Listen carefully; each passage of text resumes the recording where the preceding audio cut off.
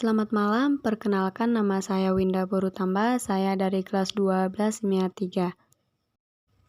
Ini adalah video pembahasan materi peluang bagian pertama. Pada bagian pertama ini kita akan belajar definisi peluang, komplement, suatu jaringan, dan frekuensi harapan. Untuk materi kejadian majemuk, saya akan membahas di video bagian kedua.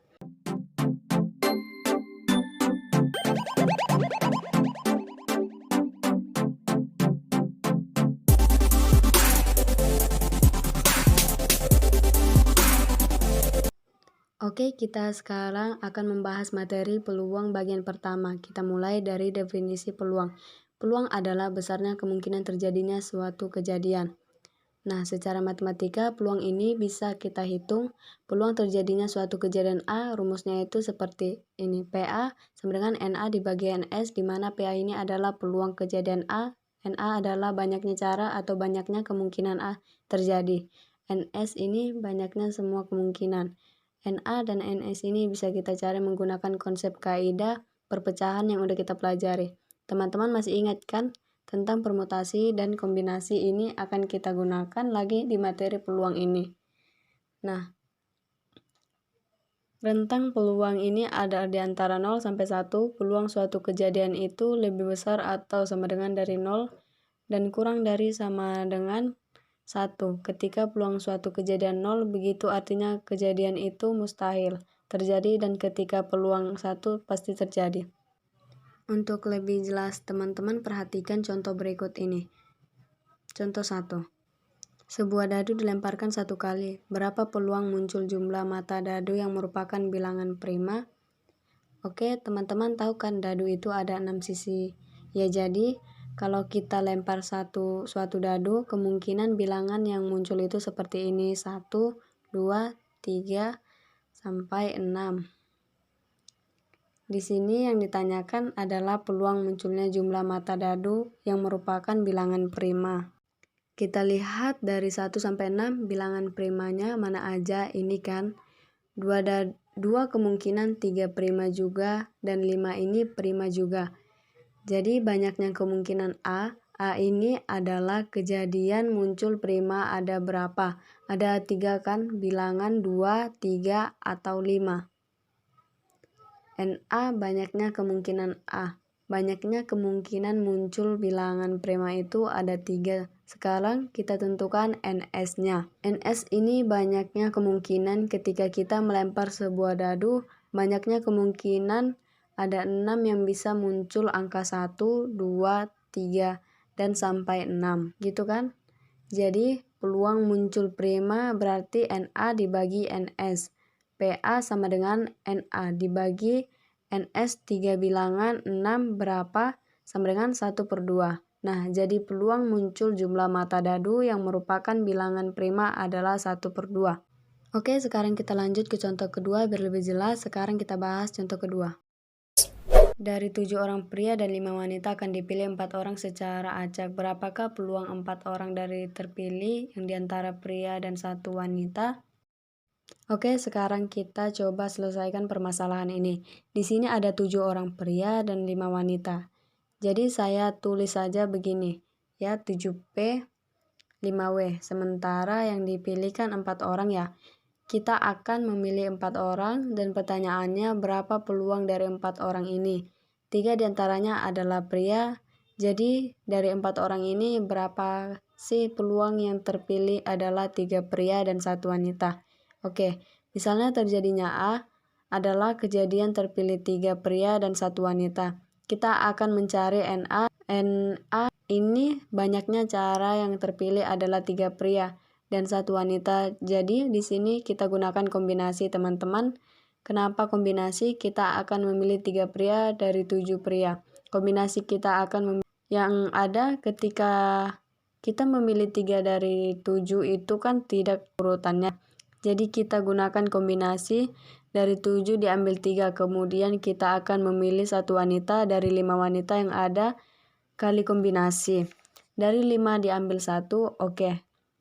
Nah, kemudian untuk menentukan NS-nya, kita akan memilih 4 dari berapa? Dari total semua orang ini. 5 tambah 7, 12 kan? Jadi kita akan memilih 4 orang dari 12 orang yang tersedia tanpa memperhatikan apakah dia pria atau wanita. Jadi NS-nya banyak, semua kemungkinan adalah memilih 4 dari 12 orang yang ada. Oke, sekarang kita akan menghitung peluang terjadinya A dan peluang terpilihnya 3 pria dan 1 wanita adalah NA dibagi NS. NA-nya yang kombinasi dari 7 diambil 3 kali kombinasi dari 5 diambil 1, kemudian NS-nya yang ini kombinasi dari 12 diambil 4. Sekarang kita gunakan kombinasi yang udah kita pelajari. Kombinasi dari N diambil R, masih ingat ya? N faktorial per N kurang R. Faktorial R faktorial ini rumus kombinasi, jadi kombinasi dari 7 diambil 3 sama dengan 7 faktorial. 7 dikurangi 3, kita faktorialkan kali 3 faktorial, kombinasi dari 5 kali 1 difaktorial, kemudian dibagi dari kombinasi 12 diambil 4, 12 faktorial per 12 dikurangi 4 itu 8. Faktorial kali 4 faktorial. Oke, sekarang kita ubah ya, 7 kali 6 kali 5 kali 4 faktorial. Berhenti di sini karena di bawah udah ada yang sama. Jadi ini kita coret. Jadi 5 kali 4 faktorial ini juga kita coret aja ya. Oh iya, 3 faktorial itu kan artinya 3 kali 2 kali 1 kan berapa? Nilainya ini ternyata 6. Jadi ini kita coret yang dengan 6, kemudian yang bawahnya 12 faktorial ini kita ubahkan menjadi 12 kali 11 kali 10 kali 9 kali 8 faktorial. Berhenti di sini karena di bawah udah ada yang sama. Kita coret 4 kali 3, 4 kali 3 kan 12. Ini kita coret dengan 12, kemudian 10 kita bagi 2 aja. Ini jadi 5 ya. Nah, sekarang kita peroleh 7 kali 5 ini 35. Ini 5 ya kan. Kemudian yang bawahnya 11 kali 5 kali 9 jadi 35 kali 5 per 11 kali 5 kali 9. Nah, sama-sama 5 kita coret juga sama dengan 35 per 11 kali. 9 itu 99. Jadi di jawabannya peluangnya adalah ini 35 per 99.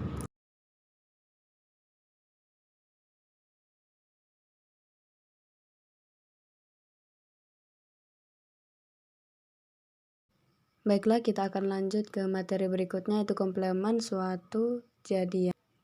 Jika peluang suatu kejadian A adalah PA, maka peluang komplemen terjadinya A adalah PA atau P.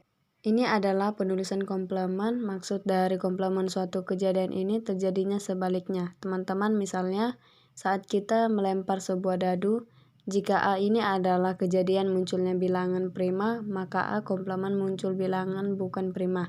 Jika A ini muncul bilangan ganjil, maka A komplemen adalah muncul bilangan genap. Jelas ya, komplemen itu kejadian sebaliknya.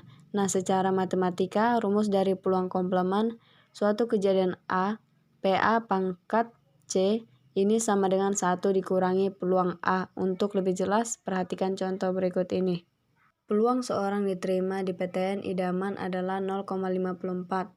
Berapakah peluang ia tidak diterima di PTN tersebut? Ini kan peluang diterimakan, ini peluang diterima, ini PA-nya ini.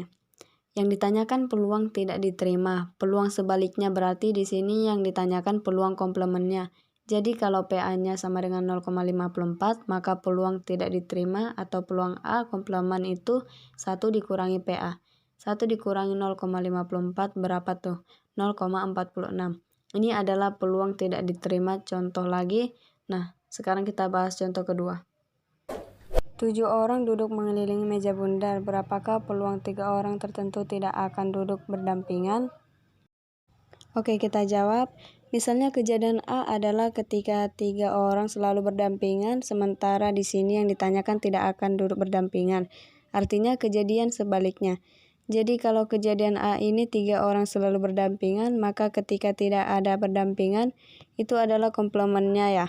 Dan sekarang saya akan menghitung kejadian A dulu. Ketika 3 orang selalu berdampingan, kita gunakan permutasi siklis. Ya, jadi di sini ada 7 orang, misalkan ini meja bundarnya, kemudian ini 7 orang tersebut 3 orang selalu berdampingan. Yang 3 orang misalkan yang ini ya, ini selalu berdampingan, ini dianggap jadi satu elemen ya, maka di sini ada berapa? 1, 2, 3, 4, 5. Jadi di sini kita akan dianggap sebagai 5 elemen. Sekarang kita gunakan permutasi siklis. Ingat rumus permutasi siklis itu sama dengan n kurang 1 faktorial, gitu kan? Ini dan kita pelajari di kaidah perpecahan. Jadi kalau 5 elemen maka Na sama dengan 5 kurang 1 faktorial. Tapi yang 3 orang ini yang selalu berdampingan bisa bergerak, bahkan saling berpindah namun tetap berdampingan. Dengan berapa cara? Dengan 3 faktorial cara. Jadi ini kita kali dengan 3 faktorial 5 itu 4,4 faktorial kali 3, 4 faktorial kan 24. 3 faktorial itu 6,24 kali 6 itu 144. Nah, bagi teman-teman yang masih bingung tentang materi ini, sebaiknya pelajari dulu materi permutasi siklis. Nah, sekarang kita akan menghitung NS. Banyaknya kemungkinan untuk menghitung NS, maka ini tidak selalu berdampingan. Jadi kita hitung ini berapa orang, ada 7 orang, jadi N-nya itu 7. Jadi NS sama dengan 7 kurang 1 faktorial. Ini rumus permutasi siklis, 7 kurang 1 itu 6. 6 faktorial itu 720. Maka peluang 7 orang selalu berdampingan adalah 144 dibagi 720 berapa? Itu sama aja dengan 1/5 kan? Nah, ini baru peluang 3 orang selalu berdampingan. Sementara yang ditanyakan adalah peluang 3 orang tidak duduk berdampingan. Sekarang kita cari komplemennya. Peluang 3 orang tidak berdampingan adalah PA komplemen. 1 dikurang 1/5 berapa? 4/5. Ini adalah peluang. Oke, sekarang kita akan lanjut ke materi selanjutnya, yaitu tentang frekuensi harapan. Frekuensi harapan rumusnya yaitu sederhana. Frekuensi harapan dari suatu kejadian A itu peluang A kali banyaknya percobaan atau banyaknya kejadian.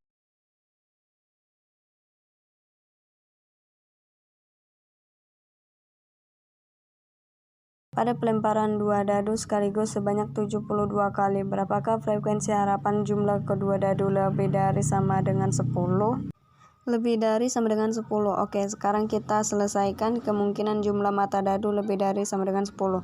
Berarti jumlahnya itu bisa 10, bisa 11, atau jumlahnya adalah 12. Jadi kalau kita tulis kemungkinannya, ketika jumlah 10 bisa aja dadu pertama 4 dadu, keduanya 6, jadi jumlahnya kan 10. Atau dadu pertama 5, dadu keduanya 5 juga, atau dadu pertamanya 6, dadu keduanya 4, ini jumlahnya 10. Atau kemungkinan juga jumlahnya 11, yaitu dadu pertama 5, dadu kedua 6. Dadu sebaliknya, dadu pertama 6, dadu kedua 5, ini jumlahnya 11. Atau kemungkinan terakhir jumlahnya 12, dadu pertama dengan dadu kedua sama-sama 6. Oke, jadi di sini NA-nya ada berapa? 1, 2, 3, 4, 5, 6. NA-nya ada 6 kemungkinan. Untuk NS-nya 1 dadu kan ada 6 sisi ya. Kalau 2 dadu 6 kuadrat kan 36. Ini NS-nya, jadi peluangnya adalah 6 dibagi 36. Atau kita sederhanakan itu 1/6. Nah, sekarang kita hitung frekuensi harapan. Frekuensi harapan itu peluang kejadiannya A kali banyaknya percobaan. Di sini banyaknya percobaan kan 72 kali. Jadi frekuensi harapan adalah 1/6 kali 72. 72 dibagi 6 kan 12. 1 kali 12, 12. Ini frekuensi harapannya. Nah, artinya dari 72 pelemparan ada sebesar 12 kali pelemparan kemungkinan munculnya jumlah kedua mata dadu lebih dari sama dengan 10. Contoh kedua. Berdasarkan perkiraan cuaca, peluang tidak turun hujan di kota Tasikmalaya selama bulan November 2020 adalah 7/15. Berapa harikah harapan turun hujan di kota Tasikmalaya selama bulan November 2020? 7/15 ini kan peluang tidak turun hujan ya. Di sini peluang tidak turun hujan, jadi misalnya kejadian A adalah kejadian di mana tidak turun hujan. Jadi 7/15 ini adalah PA-nya, peluang tidak turun hujan adalah 7/15. Jadi peluang turun hujan itu komplemennya. Jadi yang sebaliknya kan, maka PA komplemen atau peluang turun hujan adalah 1 kurang 7/15. 1 ini diubah menjadi ke 15/15. Kemudian kurangi 7/15, kita peroleh 8/15. Nah, ini peluang turun hujan atau PA komplemen. Nah, sekarang kita hitung frekuensi harapan. Berapa frekuensi harapan turunnya hujan di kota Tasikmalaya selama bulan November? Banyaknya hari bulan di November itu ada 30 hari. Jadi frekuensi harapannya adalah 8/15 kali 30. 30 dibagi 15 kan 2. 2 kali 8 adalah 16. Jadi frekuensi harapan adalah 16 hari. Sekian dari tugas saya. Terima kasih.